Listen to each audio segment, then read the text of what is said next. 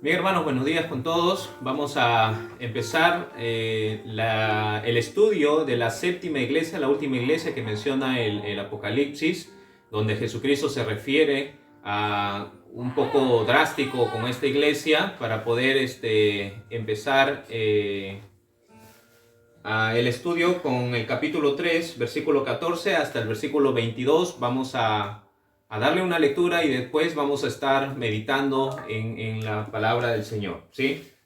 Muy bien.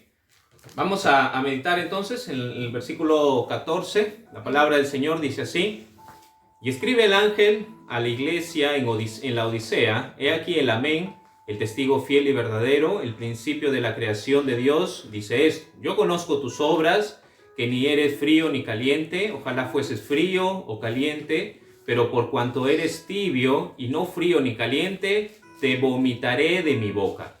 Porque tú dices: yo soy rico y me he enriquecido y de ninguna cosa tengo necesidad, y no sabes que tú eres un desventurado, miserable, pobre, ciego y desnudo. Por tanto, yo te aconsejo que de mí compres oro refinado en fuego, para que seas rico, y vestiduras blancas para vestirte, y que no se descubra la vergüenza de tu desnudez. Y unge tus ojos con colirio para que veas. Yo reprendo y castigo a todos los que amo. Sé pues celoso y arrepiéntete. He aquí yo estoy a la puerta y llamo. Si alguno oye mi voz y abre la puerta, entraré a él y cenaré con él y él conmigo. Al que venciere le daré que se siente conmigo en mi trono, así como yo he vencido y me he sentado con mi Padre en su trono. El que tiene oído, oiga lo que el Espíritu dice a la iglesia. Muy bien. La Odisea se le conoce por sus riquezas y su fabricación de un ungüento especial para los ojos, ¿sí? Ellos fabricaban un ungüento para poder aclarar el ojo, para poder ver mejor alguna infección, etc. Así como también una brillante tela de lana negra, ¿sí? Ellos también eran fabricantes de una brillante lana negra. Pero también, hermanos, la Odisea era un centro, por así decirlo, bancario, donde muchas personas acudían por algún préstamo económico, ¿sí? Y a ellos es quien se le dirige Cristo de una manera muy especial, pero también muy drástica, mencionando obviamente el verso muy conocido: te vomitaré de mi boca, ¿sí? Entonces vamos a estudiar, vamos a adentrarnos un poco más a esta iglesia para poder detallar en cada uno de los versos. El versículo 14 menciona y dice: y escribe el ángel de la iglesia en la Odisea: he aquí el Amén. He aquí el Amén.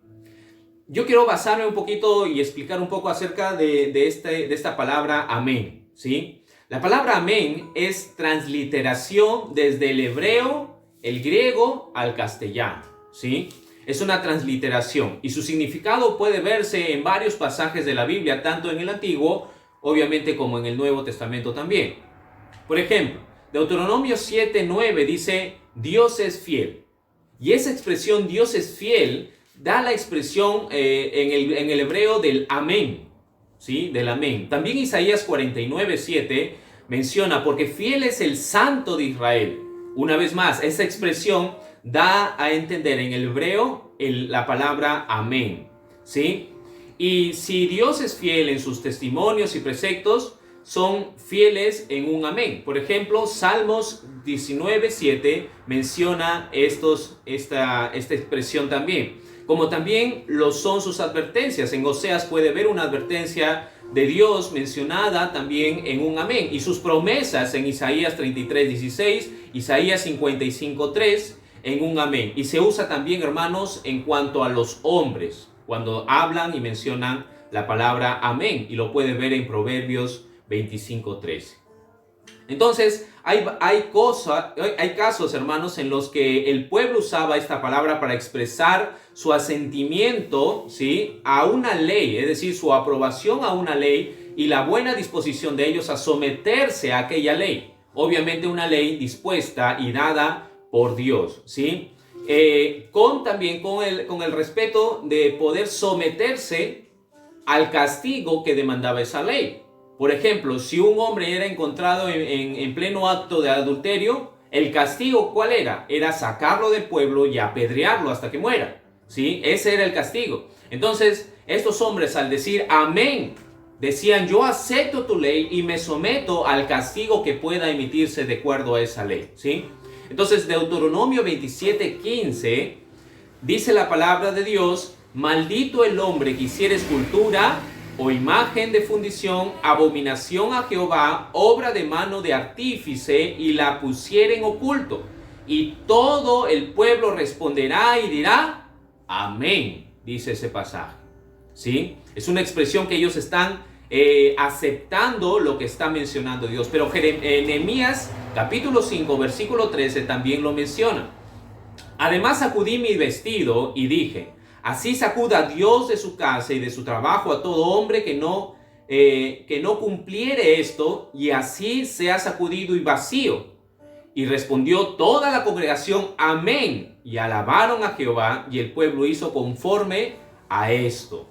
Se utiliza también para expresar aquí esencia en la oración de otro, donde se define como diga Dios también esto, o en la acción de gracias por parte de otro. Por ejemplo, un verso, primera de Crónicas, capítulo 16, versículo 36, dice, bendito sea Jehová Dios de Israel, de toda eternidad de eternidad, y dijo todo el pueblo, amén, y alabó a Jehová. Tanto por parte de un individuo, ¿sí? La oración de parte de un individuo cuando quiere expresar al último de su oración en un amén, en Jeremías capítulo 11, versículo 5, lo puede notar, donde dice, para que confirme el juramento que hice a vuestros padres, que les daría la tierra que fluye leche y miel, como en este día. Y respondí y dije, amén, oh Jehová. Como por parte de la congregación, Salmo 106, 48 también dice, bendito Jehová, Dios de Israel, desde la eternidad y hasta la eternidad, y diga todo el pueblo, amén, aleluya, ¿sí? Todos los pasajes que le he leído refieren mucho acerca de la palabra amén, refieren mucho acerca de la expresión misma de un Dios es fiel con la posición de el amén, ¿sí? Así también, hermanos, así amén, cuando es pronunciado de parte de Dios, y esto es lo importante, y esto es lo que yo quiero que usted entienda, cuando es pronunciado de parte de Dios, equivale a dos conceptos que se unen, ¿sí? Y esos son, así es y así será. Así es y así será. Y cuando es dicho por los hombres, el amén significa así sea. ¿Qué es lo que quiere decir esto? El así es y así será es cuando Dios dice, por ejemplo, ¿no? Cuando promete en el capítulo 3 un salvador para la humanidad. Dios está diciendo así es, así va a ser, pero a la misma vez Él está diciendo así sea. Es decir, así está cumplido. Yo lo estoy diciendo, pero así se cumplirá y así está cumplido, ¿sí? Entonces, cuando el hombre se atreve a poder decir y afirmar lo que Dios está diciendo con un amén, significa así sea. Es decir, yo me someto a lo que Dios está diciendo bajo cualquier circunstancia. ¿De acuerdo? Entonces, una vez más en el Nuevo Testamento, amén es el título de Cristo. Como hemos leído aquí, he aquí el amén, el testigo fiel. El amén refiere a Jesucristo. ¿Por qué refiere a Jesucristo? Porque en Jesucristo todas las promesas de Dios son en Él y en Él amén. Como dice segunda de Corintios capítulo 1 versículo 20. ¿Sí?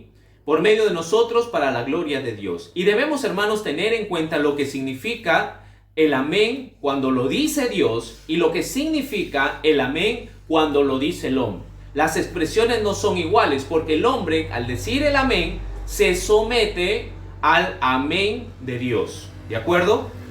Entonces, la iglesia primitiva, las iglesias primitivas cristianas siguen el ejemplo de Israel, asociándose de manera audible con las oraciones y acciones de gracia ofrecidas en nombre de ellos. Por ejemplo, en 1 Corintios capítulo 4, versículo 16 dice, por tanto os ruego que me imitéis, dice Pablo, ¿sí? Además también esta costumbre se confirma a la pauta de las cosas del cielo. Apocalipsis, por ejemplo, 5:14 menciona acerca de los 4 seres vivientes que decían, amén. Y los 24 ancianos se postraban sobre su rostro y adoraban al que vive por los siglos de los siglos. Amén. ¿Sí? Entonces, esta expresión está tan innata tanto en el Antiguo Testamento como también en el Nuevo Testamento. Y necesitamos, hermanos, también concientizarnos cada vez que uno ora, al momento de poder finalizar nuestra oración, el por qué yo estoy diciendo amén. No es decir por decir, es porque hay una connotación, un significado muy profundo al poder yo decir amén. ¿De acuerdo? Entonces los individuos decían amén para expresar su así sea, en respuesta al divino así será. ¿De acuerdo? Como menciona Apocalipsis 22:20. Con frecuencia añade amén a sus propias oraciones y doxología, como sucede en Efesios capítulo 3, versículo 21, cuando Pablo escribe, a él sea gloria en la iglesia, en Cristo Jesús, por todas las edades, por los siglos de los siglos. Amén. Así sea. Es decir, debe cumplirse la gloria para Cristo Jesús por toda la eternidad. Entonces el Señor Jesús, hermanos, usaba a menudo esta palabra amén. Si usted recuerda en Juan, donde él repite, no en otro evangelio no se encuentra esto, donde él repite de cierto, ¿recuerda? Entonces ese de cierto equivale al amén, amén de Juan. Pero también usted lo puede encontrar en Mateo capítulo 16, 28, donde dice, de cierto os digo que hay algunos de los que están aquí que no gustarán la muerte. Y en Marcos 9:1, su paralelo, también lo menciona, donde dice, también les dijo, de cierto os digo que hay algunos de los que están aquí que no gustarán de la muerte. Pero sin embargo, Lucas es el único que no menciona la palabra desierto, sino lo cambia y dice, en verdad, ¿sí? No dice desierto como Juan o como tal vez una sola vez Marcos y Mateo, sino dice en verdad. Así, al variar la traducción de lo que el Señor dijo, Lucas arroja una luz sobre su significado. ¿Qué quiere decir entonces el amén? El amén significa la verdad. ¿Y quién es la verdad? La verdad es Jesucristo, cumpliéndose en cada una de las palabras de nuestro Dios. Entonces, para nosotros decir amén debería ser un cumplimiento absoluto de la obediencia al Señor. Cuando usted ora por alguien o por algo o por uno mismo, usted debe concientizarse que cuando dices amén, estás sometiéndote absolutamente a la voluntad del Señor y a su obediencia, a cumplir sus leyes, a cumplir sus decretos y sus preceptos en su palabra. Ese es el amén que está esperando el Señor cuando tú oras delante de Él. Cuando terminamos nuestra oración, por ejemplo, diciendo en el nombre de Jesús, amén, es porque nos estamos sometiendo a su absoluta voluntad. Y sin variar en nuestra fe, deberíamos permanecer firmes y constantes en poder confiar que Dios hará todo conforme a su palabra. ¿Sí? Pero cuando Dios dice amén, es que las cosas que Él dijo han sido cumplidas apenas Él las ha dicho. El término del tiempo, el término del espacio no será impedimento para Dios, ¿sí? Para cumplir absolutamente todo lo que Él ha dicho. Una vez más vuelvo a repetir, para Dios el amén significa así es y así será. Es decir, yo lo estoy diciendo y ya está cumplido. Para Dios no hay un determinado tiempo para que se cumpla. Para Dios ya está cumplido dentro de su eternidad. Y ya está cumplido dentro de sus preceptos. Las palabras escritas en Apocalipsis, cada una de ellas para Dios ya es un hecho real. Ya están cumplidos. Así para la humanidad tengamos que esperar un tiempo aún. Para Dios eso ya es un hecho.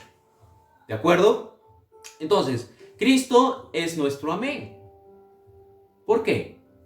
Porque como dice el versículo 14 que estamos leyendo de Apocalipsis, porque Él es el testigo fiel. Él es el testigo fiel. Aún delante de Poncio Pilato, él declaró ser el testigo de la verdad. ¿Recuerdan Juan 18, versículo 37, donde dice, Yo para esto he venido al mundo, para dar testimonio a la verdad, para dar testimonio a la verdad. Amén. Amén. Jesucristo ha nacido y ha venido a este mundo para ser el testigo fiel de Dios. ¿Sí? Podemos gozarnos al pensar en esto, hermanos, que Él era la palabra prometida y fiel de nuestro Dios. Y Él será quien cumplirá cada una de cada una de las partes del libro de Apocalipsis, del libro de Daniel, del libro de Isaías y de cada uno de los libros proféticos. Cada una de las palabras escritas se cumplirá. Y debemos confiar plenamente en que así será. Y así es. Amén. Él es el principio de la creación, dice este mismo verso, versículo 14. Ahora, aquí, hermanos, muchas personas, mayormente las sectas, dicen, mira cómo dice el pasaje capítulo 3, versículo 14. Él es el principio de la creación. Eso quiere decir que a Cristo lo han creado. Y no es así. Porque si decimos que a Cristo lo han creado, decimos que Él no es Dios. Y decimos que Él no es eterno. Cuando venimos a decir esto, entonces desterramos a Cristo de la deidad totalmente. ¿De acuerdo? Pero la palabra principio, hermanos, lo que significa en el griego es fuente y origen. ¿Qué quiere decir esto entonces? Que Jesucristo es la fuente, es el origen de todas las cosas. Como menciona Juan 1:3, donde dice, todas las cosas por Él fueron hechas y sin Él nada de lo que ha sido hecho fue hecho. Colosenses también, capítulo 1, versículo 15, menciona, Él es la imagen del Dios invisible, el primogénito de toda la creación. Primogénito, una vez más, el origen de toda la creación. Es decir, en Él están todas las cosas, en Él empezaron todas las cosas a existir. Si Él no hubiera emitido nada de lo que hoy existe, existiera. ¿De acuerdo? Entonces tenemos esta gran figura que representa a Jesucristo. Y se presenta de esta manera a la última iglesia, a la iglesia Laodicea. Se presenta como el Amén, se presenta como el testigo fiel y se presenta como el principio de la creación, como el origen de la creación de Dios, ¿sí? En cumplimiento de la palabra fiel de nuestro Señor Jesucristo.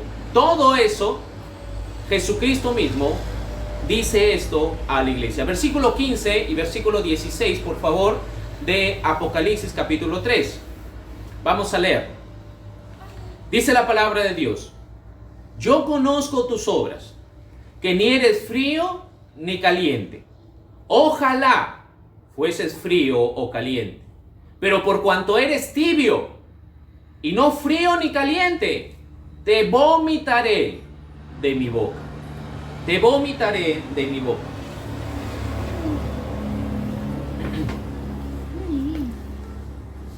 ¿Cuánto gozo, hermanos, hay en cada uno de nosotros cuando vemos a un hermano que crece espiritualmente, cuando vemos a un creyente surgir, crecer en la comunión con su Señor, en el servicio con su Señor, en la entrega de su vida, de su corazón, de su mente, de su alma? ¿Cuánto gozo podemos tener cuando vemos a un creyente crecer? También cuánto gozo y cuán precioso es ver a un siervo del Señor dedicando su vida por completo a su servicio, entregando sus fuerzas, entregando todo su anhelo en poder servir al Señor, en poder entregar hasta incluso su misma familia en el servicio del Señor. ¿Sí? Cuánto gozo y cuán grande es el Señor cuando nos permiten ver a estos hombres y mujeres entregando su vida. Pero cuando vemos que cada uno de estos supuestos hermanos fieles tienen una doble vida, nos desanima, nos lleva a pensar, incluso a dejar de ir a la iglesia, a ya no trabajar más para el Señor, por el simple hecho de no ser igual que Él o que ella. Esto nos lleva a desanimarnos.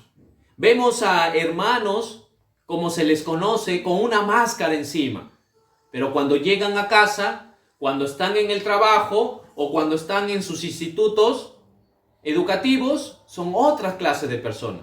Tanto los jóvenes, los adolescentes, los adultos. Cada uno de ellos. Muchas veces viven con una máscara en la iglesia, aparentando ser alguien cuando no lo son. ¿Sí? Es aquí cuando no estás, hermano, cuando tú que ves esas cosas, no estás permaneciendo en el testigo fiel.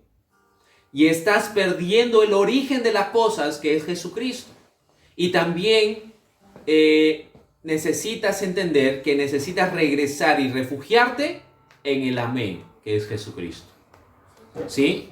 Lo más detestable para Dios, son las personas que tienen una doble vida, que tienen algo oculto en su vida, ¿sí? Que dicen ser creyentes, pero que con sus actos dicen otra cosa. Que dicen pertenecer a Cristo, pero con sus actos muestran que pertenecen al enemigo. Muchos claman al Señor, muchos oran al Señor, sin fe, sin convicción, sin permanecer en la evidencia que es Jesucristo. ¿Sí? Entonces, cuando oran al Señor y dicen amén, así es, así sea, están simplemente diciéndole de la boca hacia afuera. A Dios no le agrada este tipo de personas que sean que se conformen solamente en ir a la iglesia, asistir cada domingo, que calienten una banca y luego se vayan a sus casas como si nada hubiera pasado. Dios no le agrada ese tipo de personas. Es decir, no le agrada la religión. Muchas personas muy religiosas van, oran con su rosario, van, le oran a un santo y cada domingo pueden hacer eso. Pero aún en medio de todo, en la cristiandad, en las iglesias cristianas, existen ese tipo de personas. Donde Dios está muy incómodo con esas personas. Eso, hermano, lo llevará nuevamente a poder alejarse del Señor. Entonces Dios dice, ¿frío o caliente? La frialdad, hermanos, muchas veces conlleva al hombre, a la mujer que han creído genuinamente en Cristo, a acercarse nuevamente a Él. ¿Por qué? Porque como dice San Juan 15:5, porque separados de mí nada podéis hacer. Cuando uno siente que está separado del Señor, cuando el Señor no está andando contigo, y cuando te ves metido en las dificultades, en los delitos de este mundo, tu vida se afronta contra el mismo Satanás, tú te quedas desvalido. Tú te quedas como inválido en medio del mundo. Y deseas con todo tu corazón volver al Señor. Es por eso que también Mateo 24:12 dice, el amor de muchos se enfriará.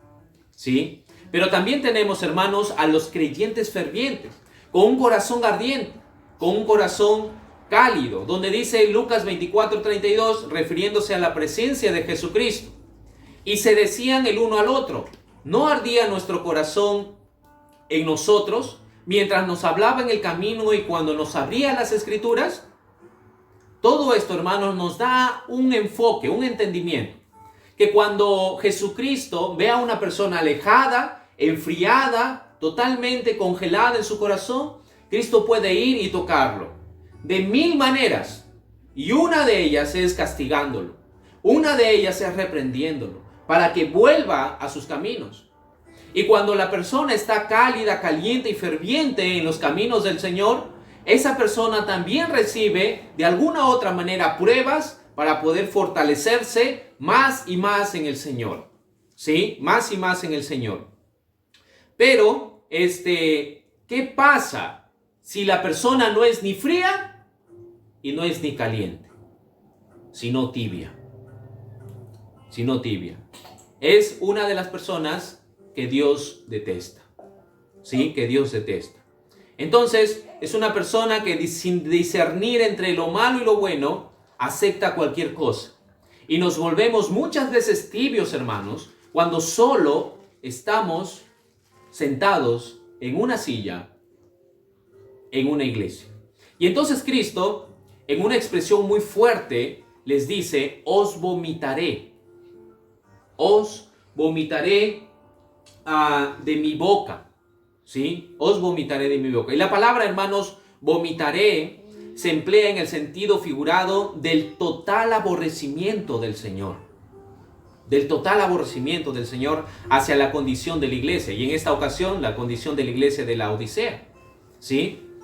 La acción de vomitar es algo detestable, desagradable. Simplemente cuando una persona ve a otra vomitar, le causa náuseas. Y cuando la persona que está vomitando también siente una sensación de asco, ¿sí? De desagrado totalmente. Pero, hermanos, las causas del vómito son varias, ¿sí? Son varias. Muchas veces la causa del vómito es una alergia a los alimentos. Cuando ingieres algo y eres alérgico a ello, te llama a vomitar, te da náuseas y tienes ganas de vomitar, ¿sí? Pero también es por una infección estomacal o intestinal. Cuando tienes infección en tu estómago, te llama a náuseas y te llama a vomitar, ¿sí? Pero también, hermanos, los vómitos se dan por migrañas muy fuertes. Cuando tienes migraña muy fuerte, también te llama al vómito. Y también cuando son dolores muy intensos, como el dolor de los cálculos renales. Esos dolores tan intensos te llama a vomitar también, ¿sí? Entonces, son varias las causas por las cuales se llama al vómito. Entonces, podemos decir algunas cosas en cuanto a la iglesia de la Odisea. Que la iglesia de la Odisea para Dios es como una infección. Es como una alergia. Es como un dolor intenso que le causa a él. Porque le dice, tu sentir tibio espiritual me causa que yo tenga náuseas y te vomite de mi boca. Esa es la realidad de esta iglesia, ¿sí? Un fastidio constante de náuseas que lleva al vómito. Claro, hablando espiritualmente, no hablando literalmente. Eso nos da a entender, hermanos, que la iglesia estaba totalmente en un mal estado espiritual, ¿sí? Y parecía como el pueblo de Israel. No sé si ustedes recuerdan el capítulo 1, versículos 6 y 7 de Isaías, donde menciona, desde la planta del pie hasta la cabeza no hay cosa sana, sino herida, hinchazón y podrida llaga. No están curadas, ni vendadas, ni suavizadas con aceite, ¿sí? Todo eso menciona del pueblo de Israel. En otras palabras, tiene una herida que es nauseabunda delante de Dios. Y de la misma manera estaba la iglesia de la Odisea, ¿sí? Entonces, esta es la posición de esta iglesia, una iglesia tibia, acostumbrada a las cosas de este mundo, y Cristo les sigue diciendo, les sigue exhortando. Y el versículo 17 les dice, porque tú dices, yo soy rico y me he enriquecido y de ninguna cosa, que tú eres un desventurado, miserable, pobre, ciego y desnudo. Vamos a ver en esta posición, hermanos, ¿por qué les dice yo soy rico?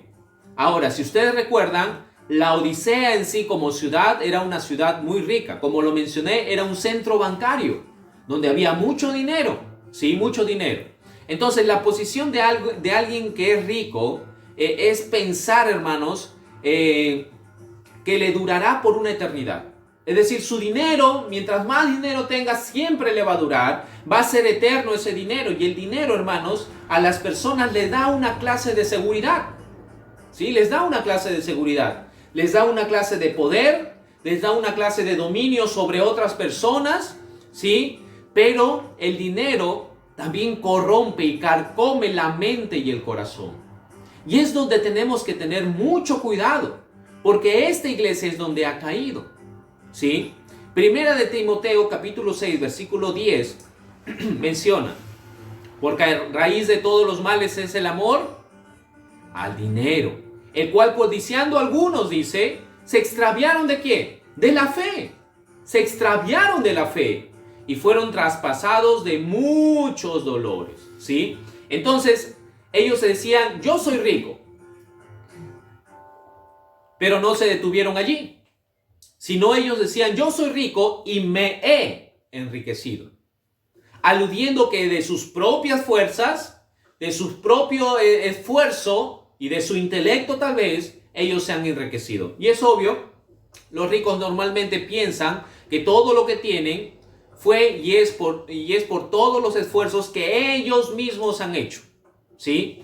Por los títulos que ellos tienen, por las empresas que ellos han emergido y por las cosas que ellos se han empeñado en hacer. Solo ellos y solo ellos lo han logrado. Pero ¿qué dice Dios? ¿Qué dice Dios en su palabra? Y Dios dice en Ageo capítulo 2, versículo 8, mía es la plata y mío es el oro. Dice Jehová de los ejércitos. No hay nada en este mundo que un rico pueda decir, esto es mío, porque no es cierto. Es de Dios. ¿De acuerdo?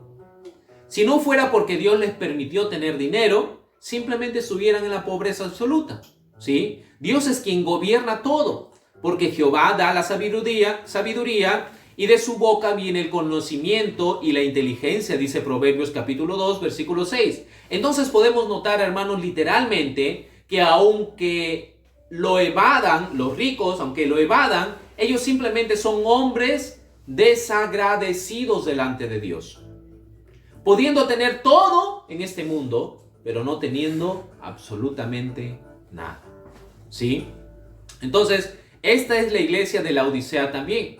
Somos ricos y nos hemos enriquecido, dice la iglesia la Odisea. Tenía muchas cosas, muchas cosas materiales también, pero menos el agradecimiento hacia Dios. ¿Sí? Ellos se habían llenado de mucho moho en cuanto a sus riquezas. Pero no se detenían allí, sino ellos decían, yo soy rico y me he enriquecido, y una tercera cosa que dicen, ninguna cosa tengo necesidad, yo no tengo de necesidad de nada. Y esto es lo más lamentable, hermanos, para las personas, porque las personas ricas pueden venir a creer en Jesucristo, muy difícilmente, pero pueden venir a creer en Cristo. Pero aquellas personas, sean ricas o sean pobres, y no sientan la necesidad espiritual de Dios, se perderán en el infierno. ¿Sí? Una vez más, las personas con riquezas, hermanos, muchas de ellas se sienten en el poder de no necesitar nada. ¿Sí? Ni en lo material, ni en lo físico, y menos en lo espiritual. Las personas normalmente muestran su lado más soberbio, y aunque estén podridos por dentro, ellos permanecen en la posición de no necesitar ninguna ayuda absoluta, ni en lo material, ni en lo físico, y menos en lo espiritual. ¿Y qué dice el Señor? El Señor dice, yo seré refugio del pobre, del necesitado, de aquella persona que en su corazón necesita de mí. Yo seré su refugio, dice el Señor en Salmos 9:9. Los ricos, hermanos, tienen muchas cosas materiales y están llenos de cosas materiales, pero no tienen un corazón lleno. Tienen un corazón completamente vacío. Ni con todo el dinero del mundo podrán llenar ese vacío que tienen en su corazón. Pero ellos se sienten llenos, pero no están llenos. ¿Sí? El mundo, lamentablemente, está haciendo que ellos se llenen y se llenen. Pero lo peor de todo, hermanos, es que no tan solo los ricos se están sintiendo llenos, sino también los pobres. Los pobres también se están sintiendo llenos. ¿Y por qué? Por el simple hecho de que este mundo los está llenando de muchas cosas. De muchas cosas. Entonces, hay unos versos que quiero leerles rápidamente, que se encuentra en Eclesiastés capítulo 1, versículo 1 al 11. ¿Sí? Por favor, escuche. Dice la palabra de Dios, palabra del predicador, hijo de David, rey de Jerusalén. Vanidad de vanidades, dijo el predicador, vanidad de vanidades, todo es vanidad. ¿Qué provecho tiene el hombre de todo su trabajo con que se afana debajo del sol? Generación va y generación viene, mas la tierra siempre permanece. Sale el sol y se opone el sol, y se apresura a volver al lugar de donde se levanta. El viento tira hacia el sur y rodea al norte, va girando de continuo y sus giros vuelve el viento de nuevo. Los ríos todos van al mar y el mar no se llena. Al lugar de donde los ríos vinieron, allí vuelve para correr de nuevo. Y usted puede seguir leyendo hasta el versículo 11, ¿sí? Lo que nos da a entender aquí el predicador, quien es el rey Salomón, lo que menciona básicamente es que todo es vanidad. Al final de todo, lo único que importa, dice el predicador en su casi último verso de este libro de Eclesiastés capítulo 12, el fin de todo, el discurso oído es este: teme a Dios y guarda sus mandamientos, porque esto es el todo del hombre. Al ser la iglesia Laodicea una ciudad muy rica y un centro bancario, es probable, hermanos, que mucho de ello, mucho de ese moho, de esa inmundicia del dinero y de las riquezas, se haya infiltrado en la iglesia, ¿sí? Pero en otras palabras, hermanos, el dinero no es tan importante. Tal vez necesario para la alimentación y la mantención diaria, pero no es la primera preocupación que el hombre debe tener, ¿sí? No es la primera preocupación. Hoy, en tiempos de pandemia, por ejemplo, el dinero es inservible. ¿Por qué? Porque por más medicamento que tú compres, nunca encontrarás una solución a este virus. Por más, desinfectantes que compres, alcohol, lejía, todas las cosas que quieras comprar, no podrás combatir con este virus. ¿Por qué? Porque no hay una cura. El dinero ahora es inservible. Pueden estar invirtiendo millones y millones y millones, todo el dinero del mundo, en poder hallar una cura. Pero si Dios no quiere, no se halla la cura. Y si Dios lo quiere, se hallará la cura. Es así. Lo primero que debes hacer es temer a Dios y guardar sus mandamientos. Y Cristo, hermanos, desenmascara a esta iglesia y les dice: tú eres un desventurado, miserable, pobre y desnudo. ¿Sí? Para Dios el considerarnos nosotros mismos, hermanos, como un autosuficiente, es decir, yo soy rico, me he enriquecido, no tengo necesidad de nada, es decir, yo soy autosuficiente, no tengo ninguna necesidad ni siquiera de Dios. Eso es lo más grave que un hombre puede hacer, porque todos, absolutamente todos, necesitan de Dios. Sí, necesitamos de Dios. Pero Cristo le dice que son miserables, que son pobres, que son ciegos y que son desnudos, ¿sí? La palabra aquí, desventurado, hermanos, significa que ellos tienen un gran dolor y un sufrimiento. En otras palabras, que preferiblemente era para esta iglesia sufrir tribulaciones antes que estar acomodados en la ciudad de la Odisea. Sin ningún fastidio, sin nada. Desventurado también significa soportar prueba o miserable, ¿sí? Y miserable significa digno de lástima, ¿sí? Es decir, para Dios esta iglesia, la iglesia de la Odisea, es desventurado, y para Dios la iglesia de la Odisea es miserable. Pero no tan solo esto, sino también pobre, ciego y desnudo, ¿sí?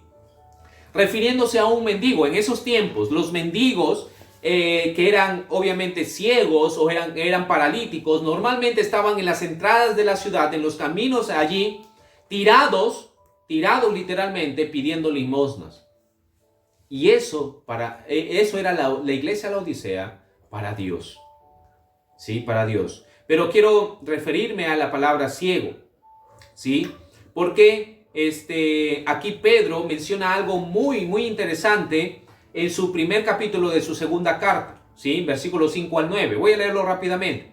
Vosotros también, poniendo toda diligencia por esto mismo, añadid a vuestra fe virtud, dice Pedro, a la virtud conocimiento, al conocimiento dominio propio, al dominio propio paciencia, a la paciencia piedad, a la piedad afecto fraternal, al afecto fraternal amor. Y escuche, porque si estas cosas están en vosotros y abundan, no os dejarán estar ociosos, ni sin fruto, en cuanto al conocimiento de nuestro Señor Jesucristo.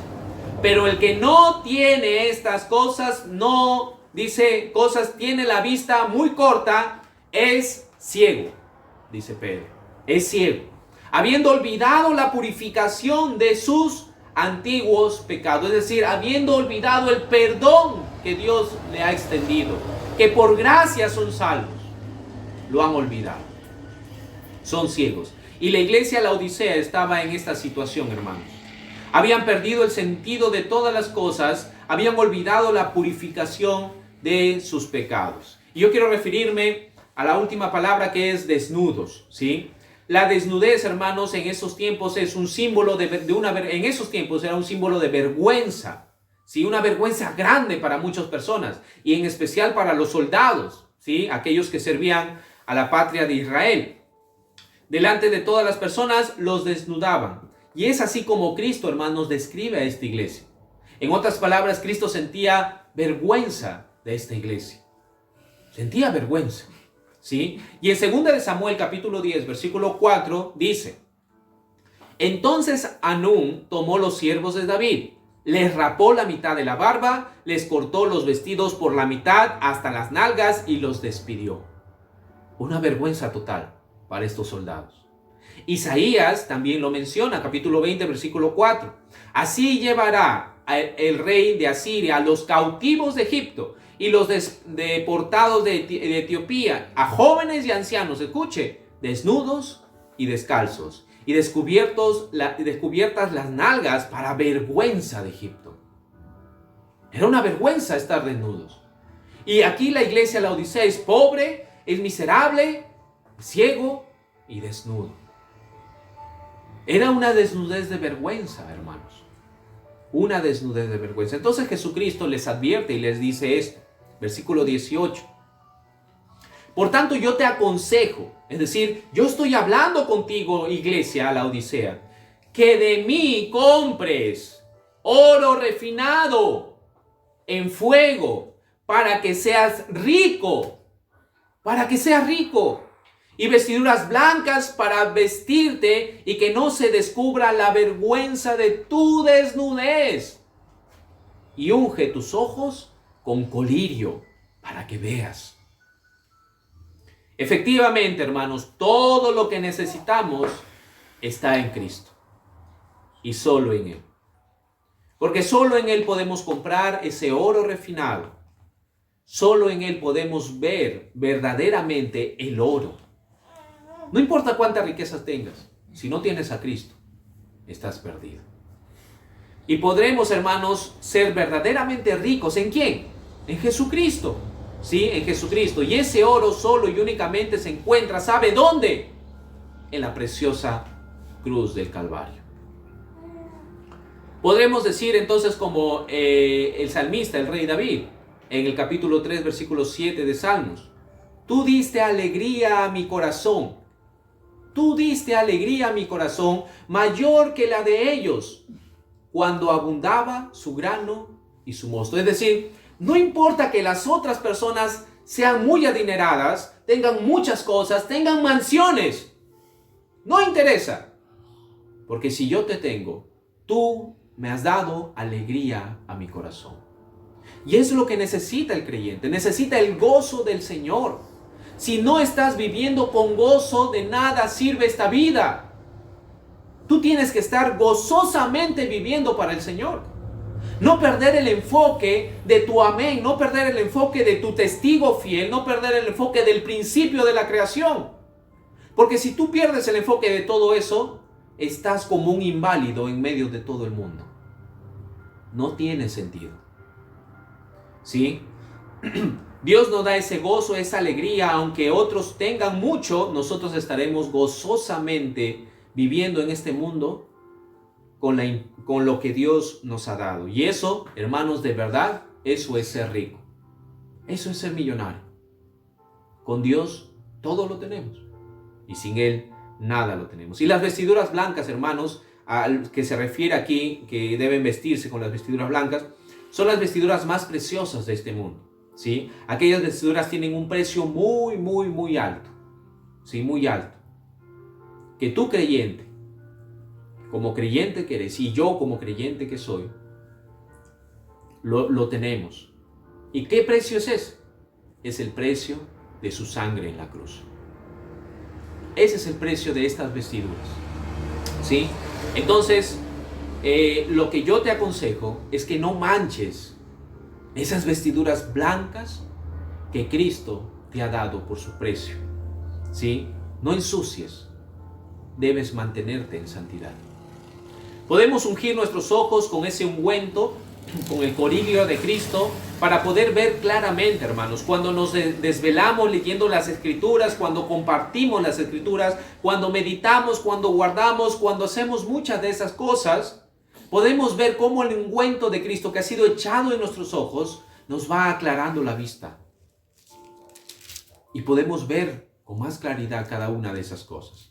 Versículo 19, para ir ya cerrando, ¿sí? Nos quedan tres versos. Dice el versículo 19, yo reprendo y castigo, ¿qué dice? A todos los que amo. Sé pues celoso y arrepiéntete. Hebreos capítulo 12, versículo 6 dice, porque el Señor a quien ama, disciplina y azota a todo aquel que recibe por hijo. ¿Sí? Si la disciplina viene del Señor, ¿con qué actitud debes tomarlo? Con una actitud de gozo y una actitud de aprecio total. Deberíamos de tomar este castigo o esta reprensión del Señor, ¿sí? Entonces, y no debemos obviamente estar en la posición de ignorar nuestro pecado. Yo no soy pecador. Es como decir, yo soy rico y me he enriquecido y no tengo necesidad de nada. Eso es una mentira total, ¿sí? Yo no soy pecador. Ignorar que soy un pecador, hermanos, es lo más detestable para Dios también, ¿sí? De decir que no tenemos pecado porque nos engañamos, como dice 1 de Juan, capítulo 1, versículo 8 y 10, nos engañamos a nosotros mismos y le hacemos ¿a quién mentiroso? A Dios. Le hacemos a Dios mentiroso, ¿sí? Debemos venir y confesar nuestros pecados y nuestro Señor Jesucristo, nuestro fiel y justo Salvador, nos perdonará. ¿De acuerdo? Nos perdonará. Entonces, hermanos, seamos celosos en la fe, poder venir arrepentidos al Señor y reconciliarnos delante de Él. Versículo 20, rápidamente. He aquí yo estoy a la puerta, hermanos. Jesucristo está a la puerta. Y llamo, dice Jesucristo. Si alguno oye mi voz y abre la puerta, entraré a Él y cenaré con Él y Él conmigo. Esto tiene un gran significado, no para el incrédulo, sino para el creyente. Para el creyente. Jesús nunca fue un hombre autoritarista, tal vez. No puso una autoridad y debe decir, tienes que hacer esto y lo vas a hacer. No. Como en esta expresión, Él está llamando. Él está tocando la puerta. Él está esperando. Sí, Él está esperando. Jamás obligará al hombre a poder someterse a Él. No lo va a hacer. ¿Sí? Pero eso conlleva que el hombre se pierda voluntariamente. Voluntariamente. Obviamente en un castigo eterno, como menciona San Juan capítulo 3, versículo 37. Y nuestra responsabilidad, hermanos, como creyentes, es poder predicar a Cristo. Poder predicar, proclamar su evangelio para que muchos vengan, obviamente con el trabajo del Espíritu Santo, puedan venir a Cristo. Pero Cristo, hermanos, Cristo aún en los creyentes les extiende la invitación de seguir en una comunión plena con Él. Sin exigencias, pero si persiste en sus pecados, Cristo va a castigar. Cristo va a reprender, ¿sí? Y si no lo hace, si no te castiga, si no te reprende, solo le dirá en un futuro, apartaos de mí, hacedores de maldad. Entonces, consideren esto, hermanos. Consideren que Cristo está a la puerta. Y si tu Señor Jesucristo está a la puerta, son por dos motivos. Son por dos motivos nada más. El primer motivo es porque estuvo dentro y lo sacaste. Prefiriendo tener otras cosas en este mundo. Tal vez riquezas, tal vez tus pecados, tal vez la vanidad de este mundo. No lo sé. Pero estuvo dentro y lo sacaste. ¿Sí? Tal vez cosas más placenteras para ti y te has vuelto frío en tu corazón. Frío. Pero sabes que debes abrirle. ¿Sabes por qué? Porque estás escuchando constantemente el sonido de la puerta. Estás escuchando constantemente cómo Cristo te está llamando. ¡Ábreme! Estoy a la puerta. Estoy llamándote. Y Él no llama a cualquiera. Y cuando llama, Él llama por su nombre. Esto quiere decir que Él te conoce. Y está allí tocando.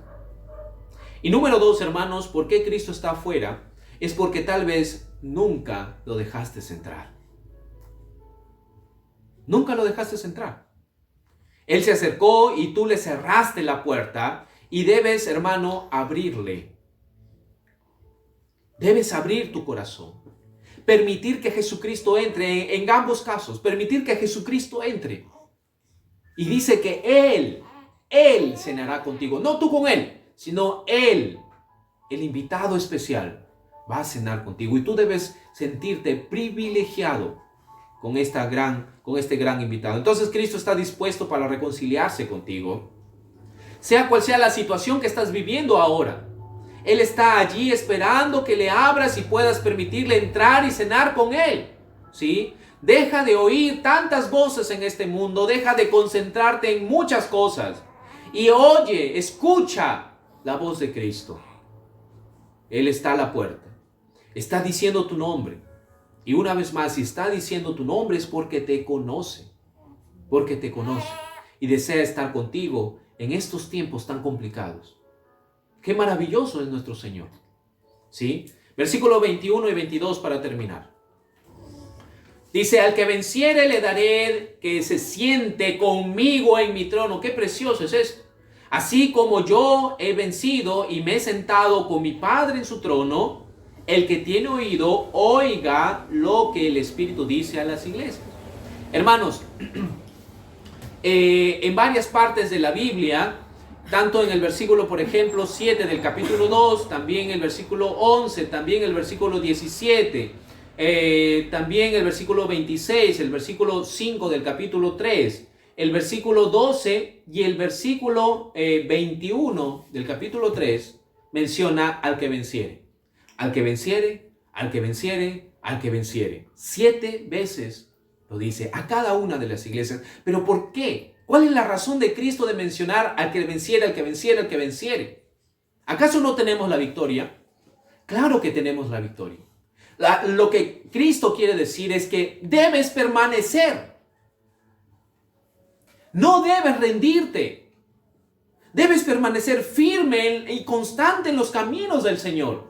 Porque al que venciere le dará una recompensa, le dará la corona de vida, le dará, como dice aquí, el lugar de sentarse con Jesucristo a su lado. Ese gran privilegio de sentarte con tu Señor. ¿Recuerdan cuando los discípulos estaban reunidos? ¿Recuerdan cuando ellos estaban allí? Y uno de ellos dijo, Señor, yo quiero sentarme contigo cuando estemos en los cielos. Y Él les dice, deben humillarse, deben ser humildes, deben ser servidores. Porque al quien es pequeño, ese será grande. Y este gran privilegio, hermanos, de sentarnos con Jesucristo es único. Pero Él te está diciendo, debes ser humilde, debes servir a tu Señor y permanecer y vencer. ¿Sí? Entonces, este es el propósito, hermanos. La victoria ya Cristo la ganó. ¿Dónde? En la cruz del Calvario. ¿Y cuál es tu responsabilidad ahora? Tu responsabilidad es permanecer. Es ser fiel, es ser ese testigo fiel como Jesucristo lo fue delante de Poncio Pilato. Aún en medio de su muerte, Él permaneció fiel. Y tú debes permanecer fiel. Amén. Y este amén es porque debes decirlo con todo tu corazón, sabiendo lo que ya significa. El Señor nuestro Dios dice, así es y así será. ¿Y tú qué debes decir? Así sea. ¿Sí? Entonces, no te dejes llevar por el pecado, por la corriente de este mundo, por los placeres de tu carne. No le des lugar al diablo en tu corazón. Sea una iglesia digna de donde pueda habitar Cristo. No seas como la Odisea. No seas como las demás iglesias que pecaban, que consentían el pecado en medio de su congregación. Entonces yo puedo hacer estas preguntas. ¿Eres esa iglesia digna donde Cristo puede habitar? ¿O está Cristo tocando tu puerta? ¿Puede Cristo habitar en ti? ¿Qué es lo que tienes en tu corazón para que Cristo no entre? Debes tú sacarlo. Sé la iglesia donde Cristo se sienta a gusto de habitar. Sé la iglesia donde Cristo pueda elogiar. Sé la iglesia donde Cristo pueda dar sus coronas, sus premios, sus recompensas. Sé la iglesia donde Cristo pueda ser el centro. Quiero terminar con un verso que se encuentra en Salmos capítulo 91, versículo 1. Dice la palabra de Dios: el que habita el abrigo del Altísimo morará bajo la sombra del Omnipotente. Esto es algo asombroso. Que nuestra habitación, hermanos, contemple esto en su mente, imagínenselo. Que nuestra habitación, el lugar donde nosotros vivimos, vivirá nuestro Señor el Altísimo. Vivirá nuestro Señor el Altísimo. Entonces, ¿cuántos de nosotros, de verdad, con un corazón dispuesto, puede decir un fuerte amén en esta mañana? ¿Cuántos de nosotros? Si usted lo puede decir, entonces usted está dispuesto a someterse absolutamente a la voluntad del Señor. Espero que en esta mañana, hermanos, le haya podido servir esta lección y esperando en el Señor que le haya sido de mucha bendición, ¿sí? Yo les extiendo un fuerte abrazo, diciéndole que les extraño mucho, deseo ya pronto verles, estrecharle la mano y cantar juntos al Señor. Hemos estudiado la ciencia con la iglesia Laodicea. Voy a terminar en palabras de oración y desde ya me despido. Padre amado, te doy gracias por este tiempo. Gracias, Señor Dios, porque nos has permitido estudiar tu palabra. Permítenos, oh Dios Santo, ser una iglesia digna delante de ti. Ser una iglesia, Señor Dios, donde tú nos puedas elogiar, donde tú nos puedas dar recompensas. Pero no tan solo por ello queremos ser una iglesia digna, sino queremos serlo porque queremos adorarte. Queremos buscar la gloria para ti, Señor. Permítenos ser siervos útiles en tus manos. Y permítenos también ser el reflejo de Jesucristo, como el testigo fiel.